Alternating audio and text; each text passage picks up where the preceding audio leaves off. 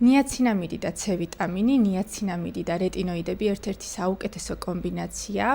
ზოგადად ნიაცინამიდი უპრეტენზიო ინგრედიენტია, მთავარია სწორად შეარჩიოთ ფორმულა და პროცენტულობა, რადგან ხშირ შემთხვევაში მაღალპროცენტიანი ნიაცინამიდი ყველას არ უხდება. ასევე მნიშვნელოვანია თითოეულ ინგრედიენტს მიჩვეული იყოს სახის კანი და ერთდროულად არ დაიწყოთ რუტინაში გამოყენება მით უმეტეს კომბინაციებში.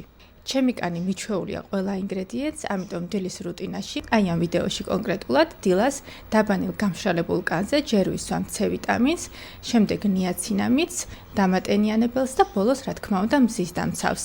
მე მშრალი კანი მაქვს და ამ საფეხურებს ჩემი კანი იტანს, თქვენ რა თქმა უნდა თქვენი კანის შესაბამისად უნდა მოიქცეთ. რეტინოლის რუტინაში შეგიძლიათ რამდენიმენაირად ჩასვათ ნიაცინამიდი, მე გეტყვით ორ მეთოდს, რომელიც უფრო ყველაზე მეტად მისაღებია პირადად ჩემთვის.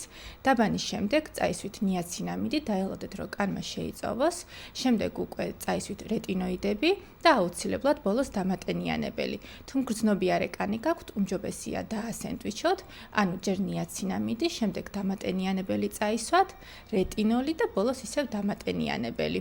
აი ეს ბოლო მეთოდი მგრძნობიარე და მშრალ კანს ძალიან უხდება. რეტინოიდების შრატების შემადგენლობაშიც ხშირად ვხვდებით ნიაცინამიდს, აი ეს კონკრეტულიც მედითერაპის, რომელიც უდიდესი რეტინალია, შეიცავს ცენტრალ აზიატიკას და ნიაცინამიდსაც, ერთ-ერთი საუკეთესო რეტინალია, რაც კი გამომიყენებია და ჩემთასაც ძალიან მოსწონს. იმედია ვიდეო ინფორმაციული იყო, მოусმინეთ საკუთარ კანს და გელოდებით კომენტარებში დამატებითი შეკითხვებისთვის.